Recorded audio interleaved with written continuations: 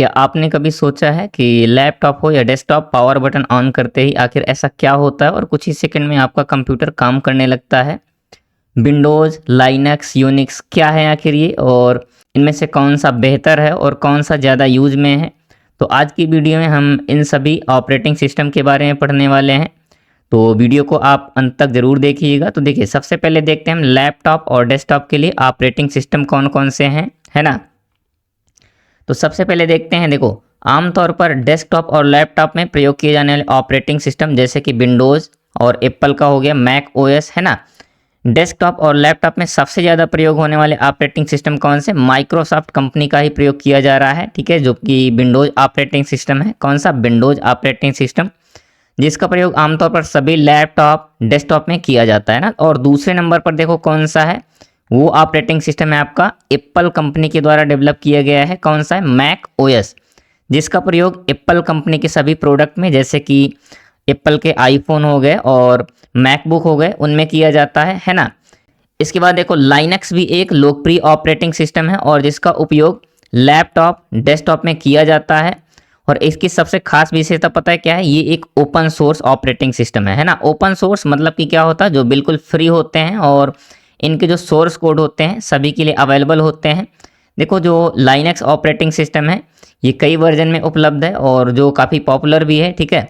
वर्तमान में desktop and laptop में प्रयोग किए जाने वाले ऑपरेटिंग सिस्टम GUI यानी कि ग्राफिकल यूजर इंटरफेस पर आधारित हैं, ठीक है, जिनमें विंडोज़ ऑपरेटिंग सिस्टम सबसे क्या है, लोकप्रिय है, यानी कि विंडोज़ ऑपरेटिंग सिस्टम सबसे ज़्यादा यूज में है, ठीक है। आगे चलते हैं, अब देखो यहाँ से देखते हैं जो कुछ इंपॉर्टेंट आपके ऑपरेटिंग सिस्टम है। तो सबसे पहले हम देखते हैं यूनिक्स को, है ना। क्या है यूनिक्स, यूनिक्स एक मल्टीटास्किंग, ध्यान से सुनिएगा, multitasking multi user operating system है, जिसका यानी कि जिसे कब 1969 में क्या किया गया था, डेवलप किया गया था। और इसे 1972 में सी लैंग्वेज, किस में, सी लैंग्वेज में लिखा गया था, किंतु इसे प्रारंभ में किस में, असेंबली लैंग्वेज में लिखा गया था। देखो पहले इसे असेंबली लैंग्वेज में लिखा गया था, फिर क्या है 1972 में सी लैंग्वेज में लिखा गया और इसे वर्ष 1970 यानी कि 1970 में AT एंड टी बेल प्रयोगशाला में क्या किया गया था, डेवलप किया गया था। इसे प्रारंभ में यूनिक्स यानी कि UNICS के नाम से जाना जाता था, जिसका पूरा नाम था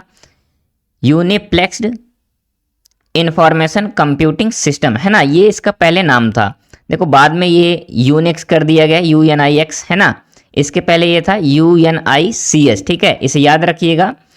इस ऑपरेटिंग सिस्टम को सर्वर, कहाँ पर, सर्वर और वर्क स्टेशन दोनों में प्रयोग किया जा सकता है। इसमें डेटा मैनेजमेंट का कार्य काफ़ी क्या सिंपल होता है और किस में किया जाता है, तो आपके कर्नल में किया जाता है। इस ऑपरेटिंग सिस्टम को इंस्टॉल और सेटअप करना थोड़ा कठिन होता है, किंतु ऑपरेटिंग सिस्टम के इंस्टॉल होने के बाद जो आपके सिस्टम की कार्य करने की कैपेसिटी है वो काफ़ी बढ़ जाती है, ठीक है। आगे देखते हैं और नेक्स्ट है, देखो इसका फुल फॉर्म है यूनिप्लेक्स्ड इंफॉर्मेशन कंप्यूटिंग सिस्टम। और आगे चलते हैं, देखते हैं नेक्स्ट है आपका लाइनक्स। क्या है, लाइनक्स। तो देखो यह ऑपरेटिंग सिस्टम वर्ष 1991 में लिनस टॉरवाल्ड्स द्वारा, किसके द्वारा, लिनस टॉरवाल्ड के द्वारा, और कब 1991 में विकसित किया गया था। इसका प्रयोग मुख्यतः सर्वर के लिए होता है, किसके लिए, सर्वर के लिए होता है। और ये ऑपरेटिंग सिस्टम जो है क्या है, ये आपके यूनिक्स पर आधारित है, ठीक है। यह भी एक क्या है, ओपन सोर्स सॉफ्टवेयर है और सभी प्रकार के कंप्यूटर में आसानी से चल सकता है, ठीक है। आगे चलते हैं और देखते हैं सोलेरिस ऑपरेटिंग सिस्टम, है ना। कौन सा है, सोलेरिस ऑपरेटिंग सिस्टम।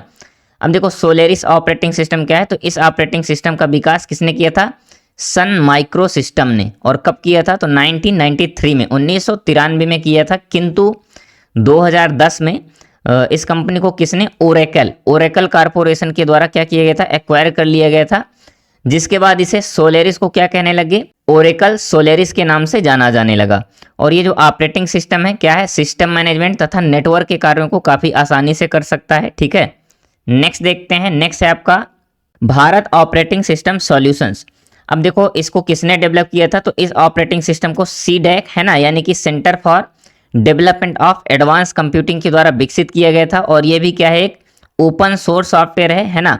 और ओपन सोर्स सॉफ्टवेयर में क्या है, ओपन सोर्स सिस्टम सॉफ्टवेयर है, ठीक है।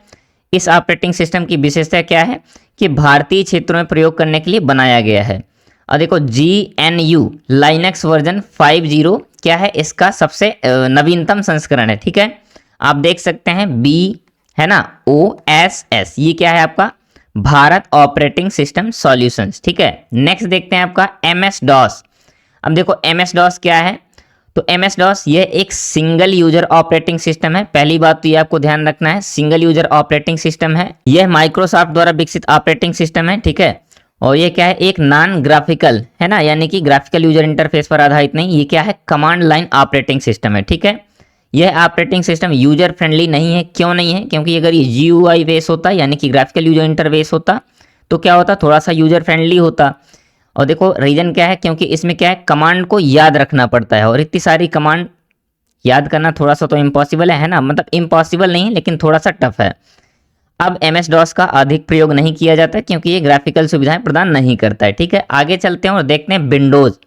देखो MS विंडोज ये क्या है, तो ये एक माइक्रोसॉफ्ट द्वारा विकसित एक ग्राफिकल यूजर इंटरफेस आधारित ऑपरेटिंग सिस्टम है, और इसके विभिन्न संस्करण जैसे कि Windows 95, 98, Windows XP, Windows Vista है ना, ये सभी क्या है बाजार में उपलब्ध हैं। और ये क्या है, एक यूजर फ्रेंडली ऑपरेटिंग सिस्टम है और इसमें कार्य करना सिंपल है।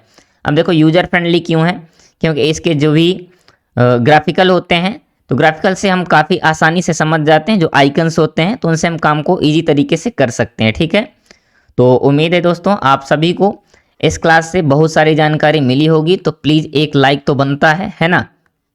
और ऐसे ही क्लास के लिए आप कंप्यूटर टेक जोन को सब्सक्राइब कर सकते हैं, क्योंकि देखो सब्सक्राइब करना एकदम फ्री होता है, सबको पता है। और अगर आपके छोटे बड़े भैया बहन या फिर दोस्त जो भी कंप्यूटर रिलेटेड किसी एग्ज़ाम की तैयारी कर रहे हों और डीप में कंप्यूटर को पढ़ना चाहते हैं, तो उनके साथ वीडियो को आप शेयर ज़रूर कीजिएगा, क्योंकि देखो आपका भी भला होगा और उनका भी, है ना। और ये सबने सुना होगा, कर भला तो हो भला। इसी उद्देश्य के साथ पढ़ते रहें, बढ़ते रहें। मिलते हैं नेक्स्ट क्लास में, तब तक के लिए जुड़े रहें कंप्यूटर टेक जोन के साथ। थैंक यू दोस्तों।